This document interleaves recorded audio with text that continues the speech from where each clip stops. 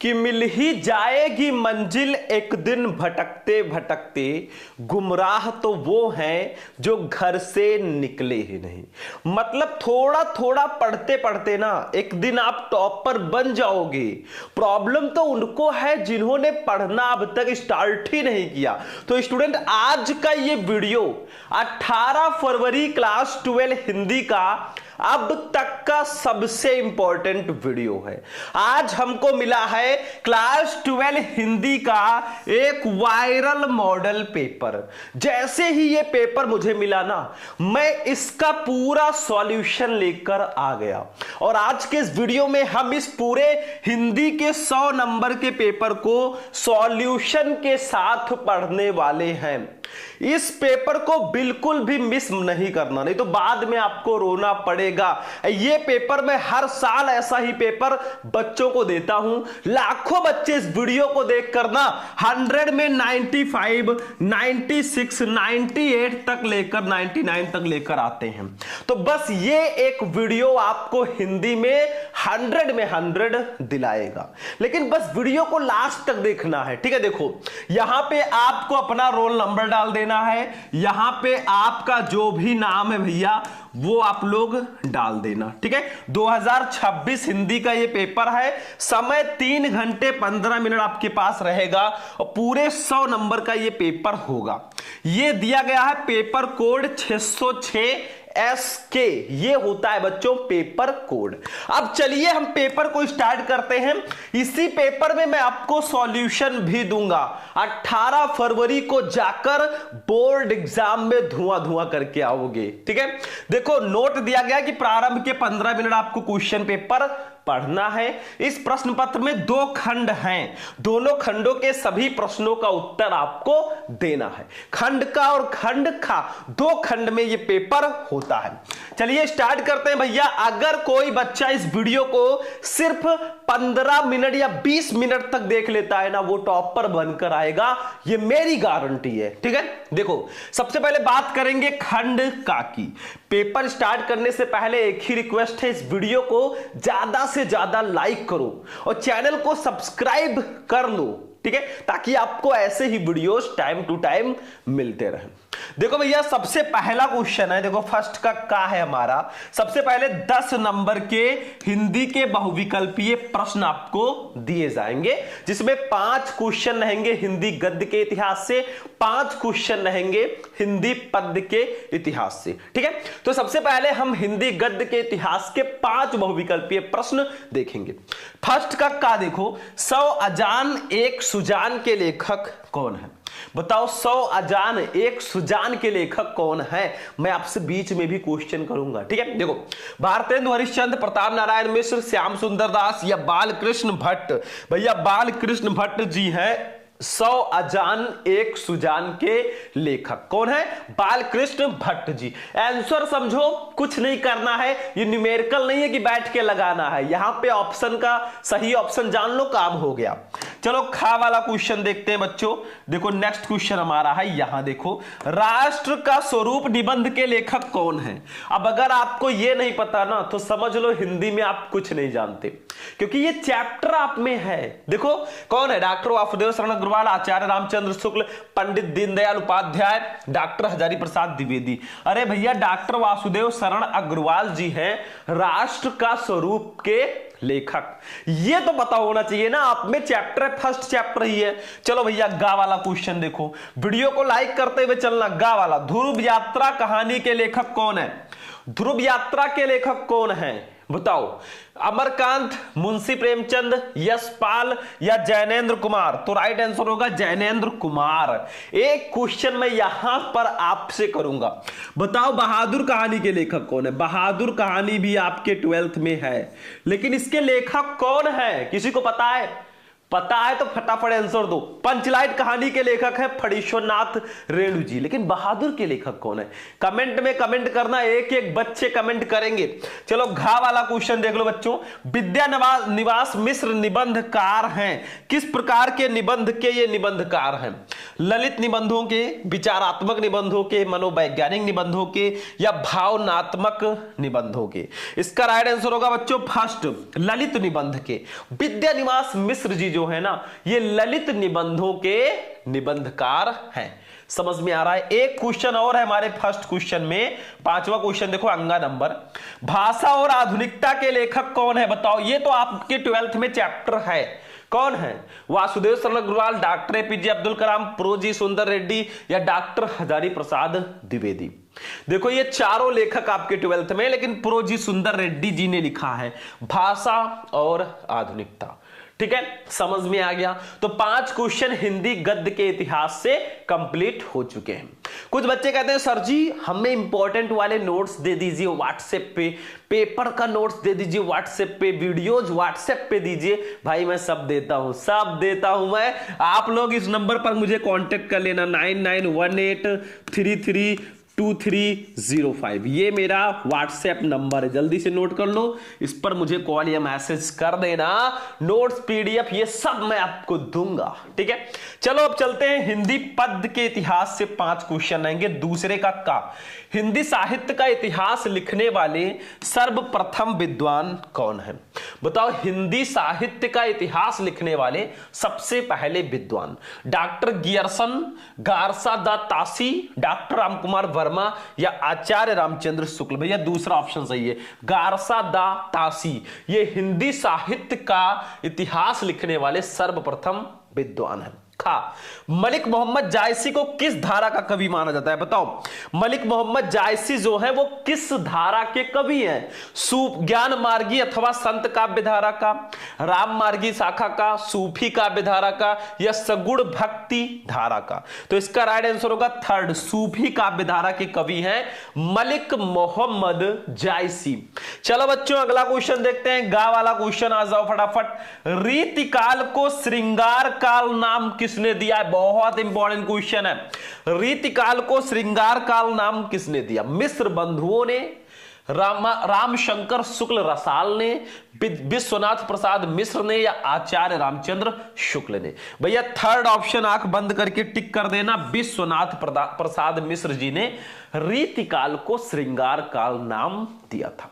देखो जो भी हम क्वेश्चंस कर रहे हैं उनका आंसर कमेंट में देना। एक क्वेश्चन यहां पे हो जाए, कामायनी के लेखक कौन है? चलो कामायनी देखते हैं कितने स्टूडेंट इसका सही आंसर दे पाते हैं। घा वाला क्वेश्चन देखो, लहर के रचनाकार कौन है? महादेवी वर्मा, जयशंकर प्रसाद, सूर्यकांत त्रिपाठी निराला, या डॉक्टर रामकुमार वर्मा? भैया आंख बंद करके टिक कर दो दूसरा, जयशंकर प्रसाद। आंसू, लहर, झरना, इन सबके लेखक कौन है? जयशंकर प्रसाद जी। अंगा नंबर क्वेश्चन देख लो, हिरोशिमा कविता के रचनाकार कौन है? हिरोशिमा के रचनाकार कौन है? बताओ। रामधारी सिंह दिनकर, सच्चिदानंद, हीरानंद, वात्स्यायन गे, महादेवी वर्मा, या माखन लाल चतुर्वेदी? अरे भैया हिरोशिमा के रचनाकार हैं अज्ञे जी, सच्चिदानंद, हीरानंद, वात्स्यायन अज्ञे, इन्होंने हिरोशिमा रचना को लिखा है। तो 10 क्वेश्चन आपके ऑब्जेक्टिव हो चुके हैं बच्चों, 5 हिंदी गद्य के इतिहास से, 5 हिंदी पद्य के इतिहास से। चलो भैया आप गद्यांश पे चलते हैं। बाय द वे इसका आंसर भी हम जानेंगे। देखो पहले गद्यांश को पढ़ना है, इसके नीचे 5 क्वेश्चन दिए गए हैं, कैसे इसका आंसर लिखना है वो भी मैं आपको बताऊंगा। मैंने कहा था ना सॉल्यूशन के साथ मैं बताऊंगा। तो देखो गद्यांश में क्या होता है, ध्यान से समझो। दिए गए गद्यांशों पर आधारित निम्नलिखित प्रश्नों के उत्तर दीजिए 10 नंबर। आपको 2 गद्यांश दिए जाएंगे, करना एक ही होगा। मैं दिखा देता हूं अगर आप लोग चाहें तो। देखो ध्यान से, 2 गद्यांश आपको दिए जाते हैं, करना एक ही होता है। देखो एक ये गद्यांश हो गया और दूसरा गद्यांश ये अथवा लगा है नीचे हो गया, ठीक है। लेकिन हम फर्स्ट वाले गद्यांश को ही करने वाले हैं। देखो इसको पढ़ो ध्यान से, पढ़ते हैं फिर नीचे क्वेश्चन है उसका आंसर ढूंढते हैं फिर लिखना सीखेंगे, ठीक है। देखो राष्ट्र का तीसरा अंग जन की संस्कृति है। मनुष्यों ने युगों युगों में जिस सभ्यता का निर्माण किया है वही उसके जीवन की श्वास प्रश्वास है। बिना संस्कृति के जन की कल्पना कबंध मात्र है। संस्कृति ही जन का मस्तिष्क है। संस्कृति के विकास और अभ्युदय के द्वारा ही राष्ट्र की वृद्धि संभव है। राष्ट्र के समग्र रूप में भूमि और जन के साथ साथ जन की संस्कृति का महत्वपूर्ण स्थान है। यदि भूमि और जन अपनी संस्कृति से विरहित कर दिए जाएं तो राष्ट्र का लोप समझना चाहिए। जीवन के बिटप का पुष्प संस्कृति है। संस्कृति के सौंदर्य और सौरभ में ही राष्ट्रीय जन के जीवन का सौंदर्य और यश अंतर्निहित है। ज्ञान और कर्म दोनों के पारस्परिक प्रकाश की संज्ञा संस्कृति है। अब आप लोग बता सकते हो ये किस चैप्टर का है? अरे भैया सिंपल है, यहां पे राष्ट्र आ गया, राष्ट्र आ गया तो ये राष्ट्र का स्वरूप चैप्टर का गद्यांश है। देखो राष्ट्र, राष्ट्र बहुत सारे राष्ट्र हैं, तो ये राष्ट्र का स्वरूप चैप्टर का गद्यांश है। इसके लेखक होंगे वासुदेव शरण अग्रवाल जी।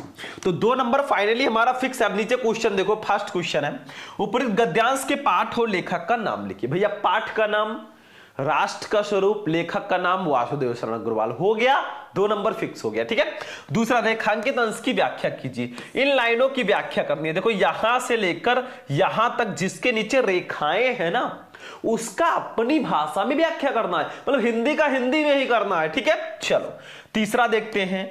तीसरा है राष्ट्र के समग्र रूप में भूमि और जन के साथ साथ किसका महत्वपूर्ण स्थान है? अब देखो कीवर्ड ढूंढो, अगर आपको आंसर नहीं आता कीवर्ड देखो। राष्ट्र के समग्र रूप में भूमि और जन, ये सब कीवर्ड है। इसको देखो, ये सीधा सीधा आंसर कहीं दिया होगा। ये देखो सीधा सीधा आंसर दिया गया है। राष्ट्र के समग्र रूप में भूमि और जन के साथ साथ जन की संस्कृति का महत्वपूर्ण स्थान है। यहां से यहां तक लिख दिया, 2 नंबर फिक्स हुआ कि नहीं हुआ? बिल्कुल कंप्लीट हो गया। चलो अगला क्वेश्चन देखते हैं भैया। तीसरा क्वेश्चन है, चौथा, या ऐसे भी क्वेश्चन आ सकता है, भूमि और जन के अतिरिक्त राष्ट्र में और क्या महत्वपूर्ण है? चौथा, कब राष्ट्र का लोप समझना चाहिए? तो देखो यहां पे इसका आंसर है, ये देखो मैं यहां से दिखा देता हूं थोड़ा। देखो यदि भूमि और जन अपनी संस्कृति से विरहित कर दिए जाएं तो राष्ट्र का लोप समझना चाहिए।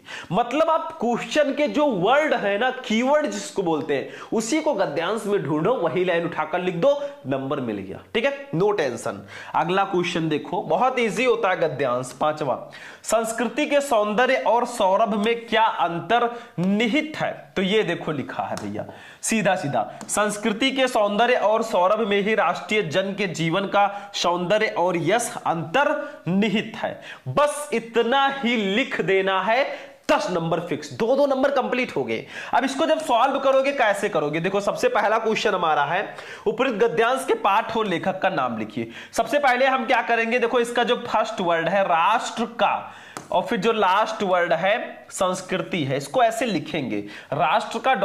संस्कृति है। देखो हिंदी की कॉपी लिखना मैं आपको पहले ही बता चुका हूं, आप लोग सर्च करना क्लास 12 हिंदी की कॉपी कैसे लिखें, शुभम लेक्चरर, वीडियो मिल जाएगा। ठीक है, तो फर्स्ट क्वेश्चन हमारा था बच्चों कि उपरोक्त गद्यांश के पाठ और लेखक का नाम लिखिए। तो फर्स्ट क्वेश्चन में हम लिख देंगे संदर्भ। देखो आप संदर्भ लिखकर भी लिख सकते हो, डायरेक्ट भी लिख सकते हो।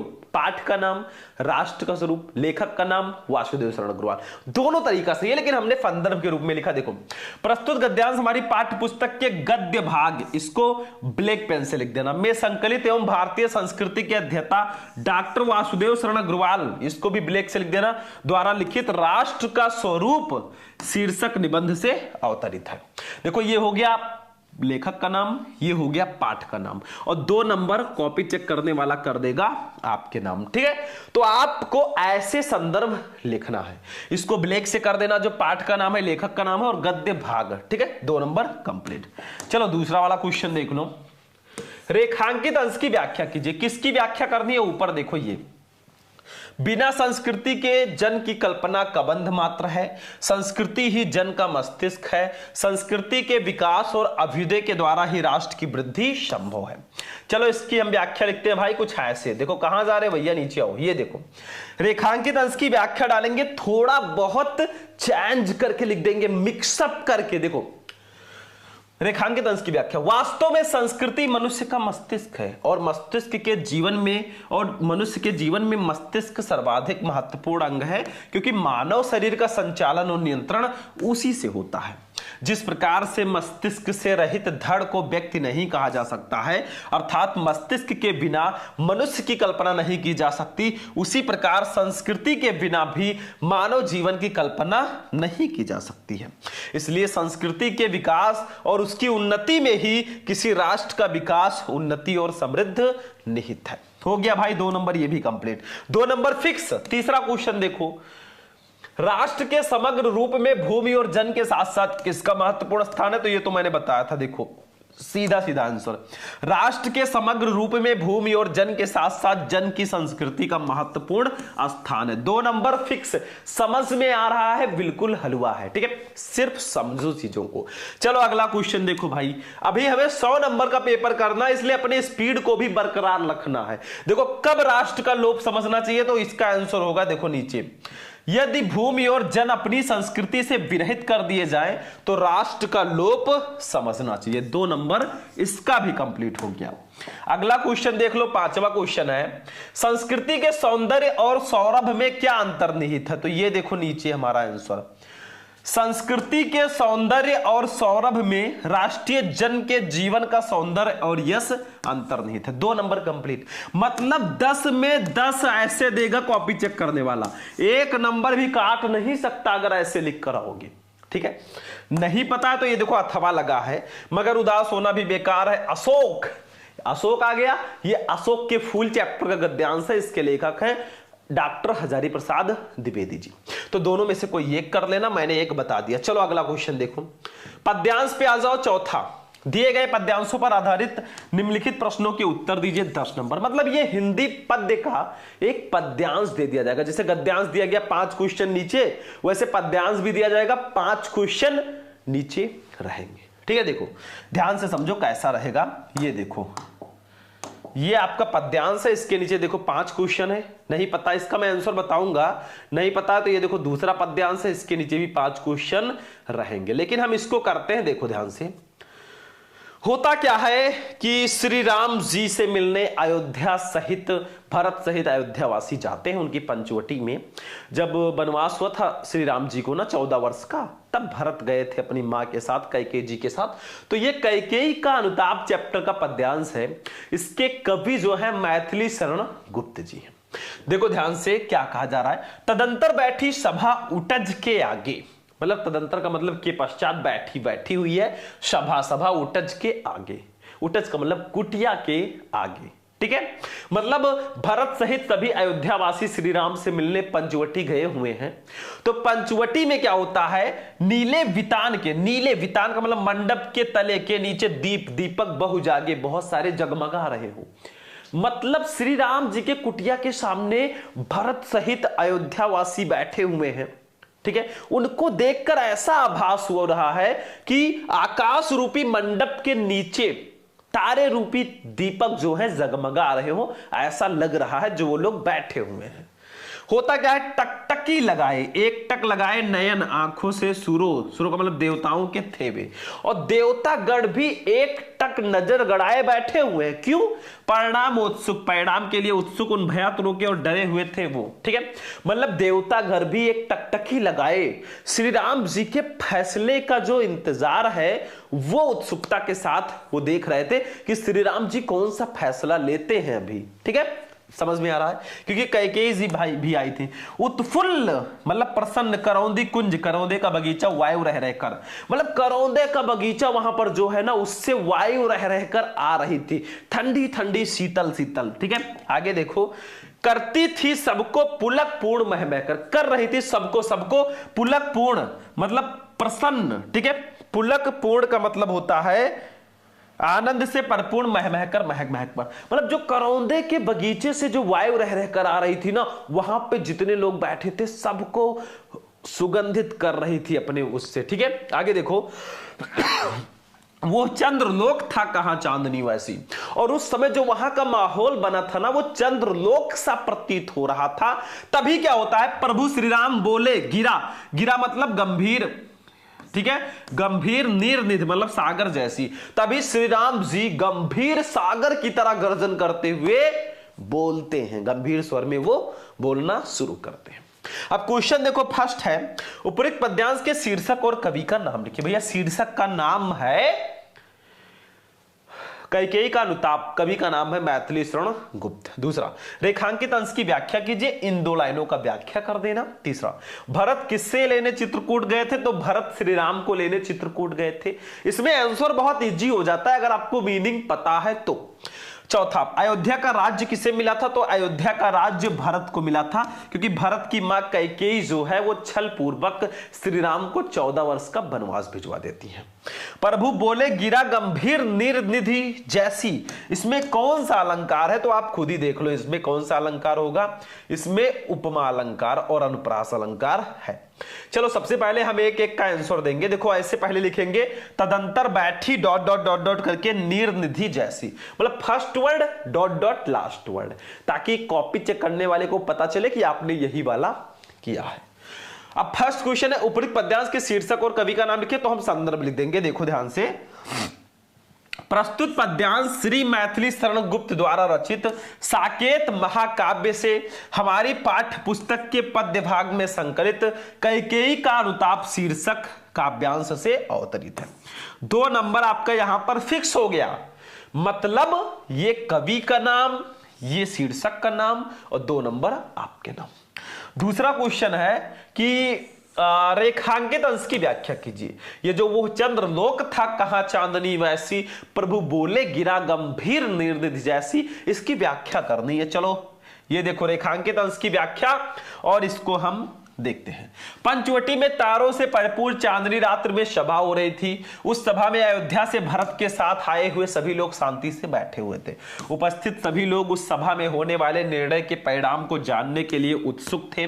उस सभा के मौन को तोड़ते हुए राम ने भरत को संबोधित करते हुए कहा कि हे भरत, अब तुम अपनी इच्छा बताओ। राम के द्वारा अत्यधिक गंभीर वाणी में बोलने से सभा को ऐसा प्रतीत हुआ कि समुद्र का जल गंभीर गर्जन कर रहा हो, ऐसा प्रतीत हो रहा था उनको।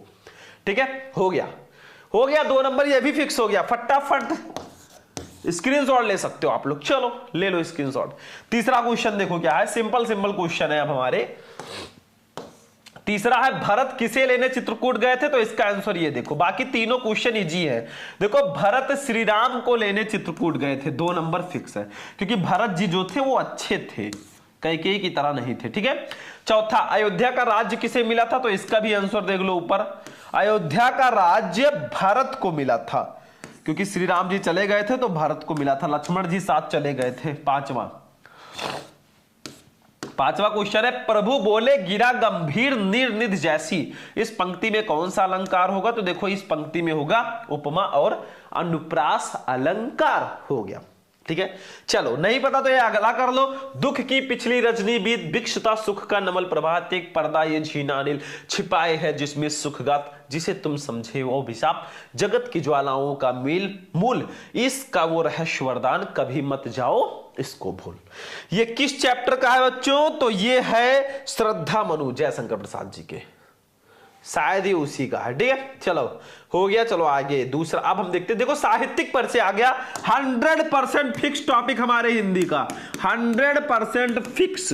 देखो निम्नलिखित में से किन्हीं एक लेखक का साहित्यिक परिचय देते हुए उनकी प्रमुख रचनाओं का उल्लेख करो। 5 नंबर फिक्स है, आप इन्हीं 3 लेखकों का साहित्यिक परिचय पढ़ लो, आचार्य हरि प्रसाद द्विवेदी, प्रोजी सुंदर रेड्डी, वासुदेव शरण अग्रवाल, इन्हीं 3 का पढ़ लो। 5 नंबर कोई काट ही नहीं सकता, ये मैं लिख कर दे सकता हूं। मैंने आपको सारे लेखक सारे कवियों का साहित्यिक परिचय एक ही वीडियो में बताया है, आप लोग सर्च करना क्लास 12 हिंदी इंपॉर्टेंट साहित्यिक परिचय शुभम लेक्चरर, आपको वीडियो मिल जाएगा, जाकर जरूर देखना। वो उस एक वीडियो में आपका 10 नंबर फिक्स है। तो लेखकों में इन तीनों का पढ़ लेना, कवियों में आप पढ़ लेना इन तीनों का। देखो निम्नलिखित में से किसी एक कवि का साहित्यिक परिचय देते हुए उनकी प्रमुख रचना का उल्लेख करो। महादेवी वर्मा, रामधारी सिंह दिनकर, मैथिली शरण गुप्त और एक सुमित्रानंदन पंत जी का पढ़ लेना। 4 पढ़ लेना, फिक्स है ये भी, और चारों मैंने पढ़ा रखा है, आप लोग सर्च करना क्लास 12 हिंदी इंपॉर्टेंट जीवन परिचय शुभम लेक्चरर, आपको वीडियो मिल जाएगा, जाकर जरूर देखना। कहानी तो भैया 110% फिक्स होती है, ये भी 100% फिक्स है, ये 5 नंबर भी 100% फिक्स है। आप पंचलैट, बहादुर, ध्रुव यात्रा 3 कहानी पढ़ लो, काम खत्म। देखो, बहादुर अथवा पंचलाइट कहानी का उद्देश्य लिखिए, नहीं पता है तो ध्रुव यात्रा अथवा बहादुर कहानी का सारांश लिखो। मतलब चारों में से एक ही करना है, चाहे आप बहादुर कहानी का उद्देश्य लिख दो, चाहे पंचलाइट कहानी का उद्देश्य लिख दो, चाहे ध्रुव यात्रा कहानी का सारांश लिख दो, चाहे बहादुर कहानी का सारांश लिख दो, चारों में से कोई एक नंबर फिक्स है। ठीक है, चलो आगे बढ़ते हैं। 7 नंबर क्वेश्चन पे आ जाओ।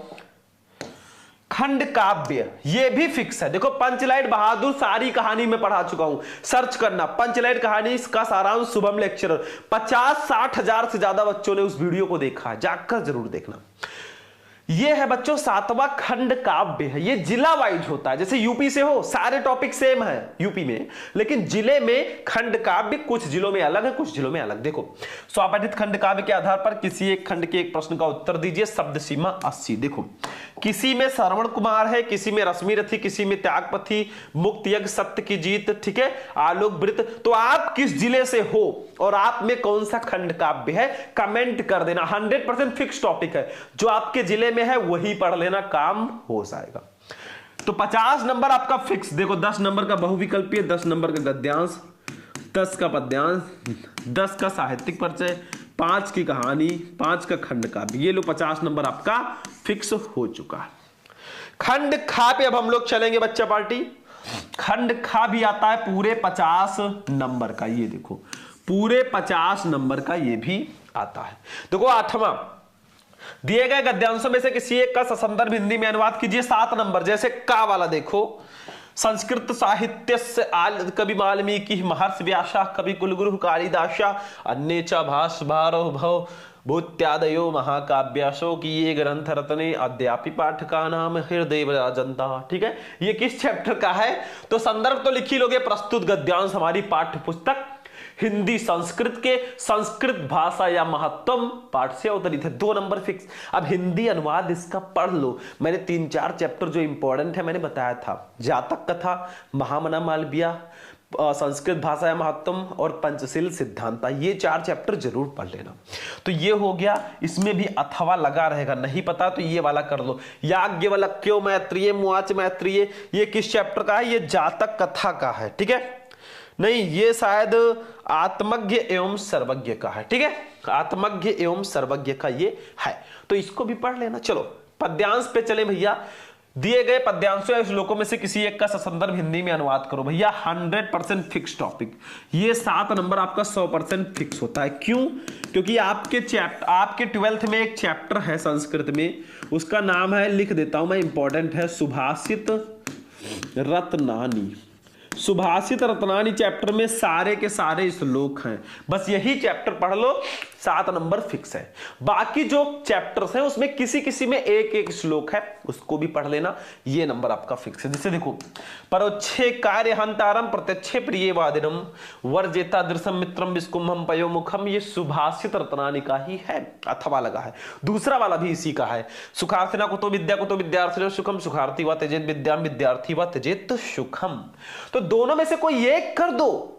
आप सुभाषित रत्नानी पूरे चैप्टर को पढ़ लो, बाकी जो चैप्टर बच रहे हैं उसमें भी एक एक श्लोक होगा, उसको पढ़ लो, फिक्स है।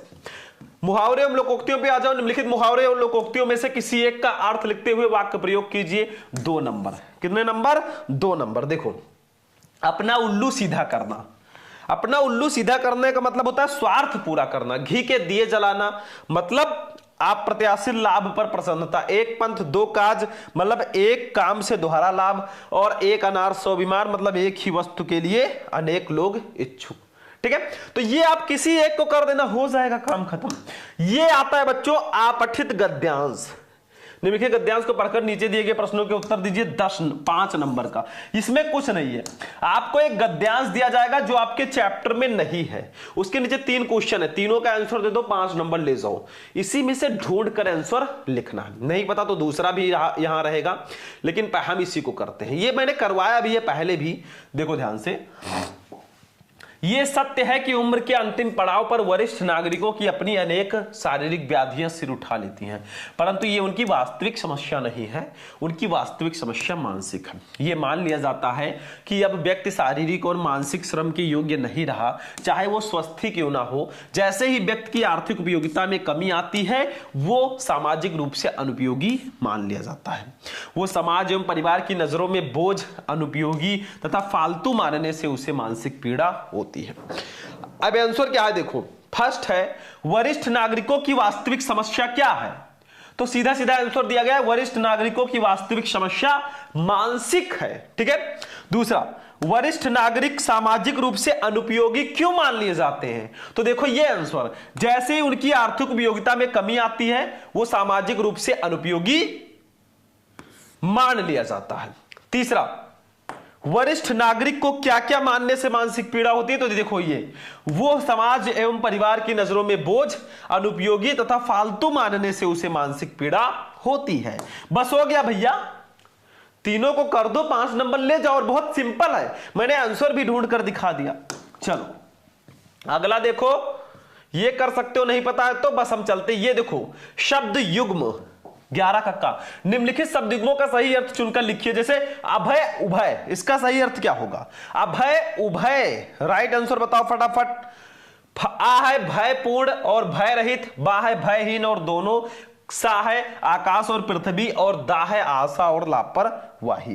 तो भयहीन और दोनों, यही राइट आंसर होगा। अभय का मतलब भयहीन, जिसको डर ना हो, अभय, और उभय का मतलब दोनों। दूसरा कुल, इसका सही आंसर क्या होगा, पूरा और अधूरा, यहां और वहां, इस और उस और, वंश और किनारा। भैया वंश और किनारा इसका सही आंसर हो जाएगा।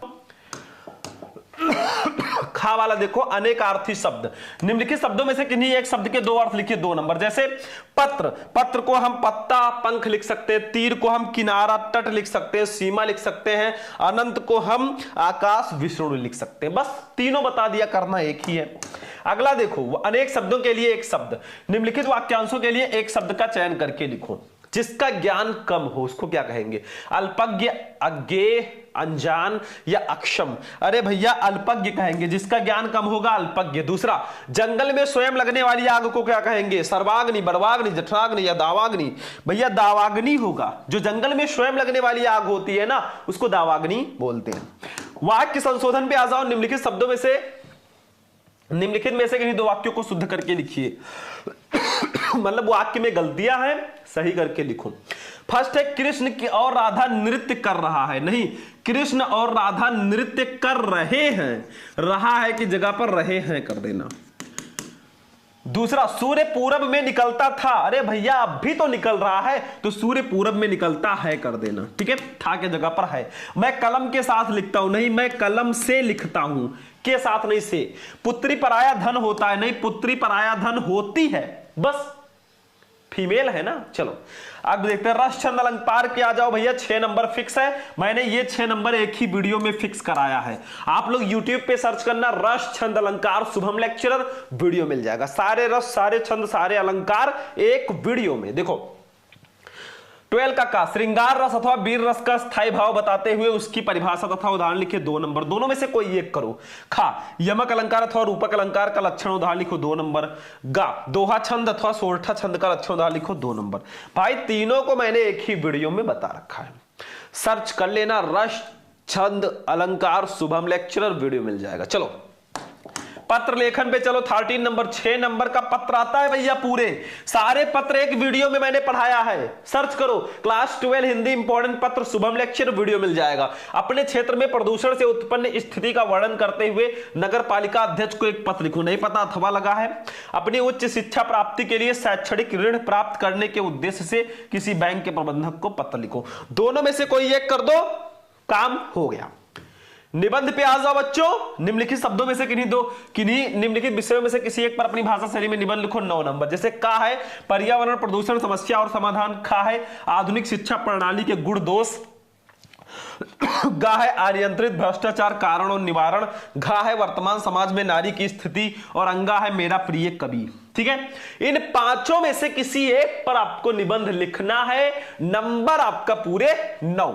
निबंध लिखते समय रूपरेखा जरूर डाल देना, रूपरेखा में सारे हेडिंग डाल देना, सारे हेडिंग में आपको पहला हेडिंग प्रस्तावना जरूर डालना है, बीच में आप निबंध से रिलेटेड सारे हेडिंग डालेंगे, लास्ट में उपसंहार।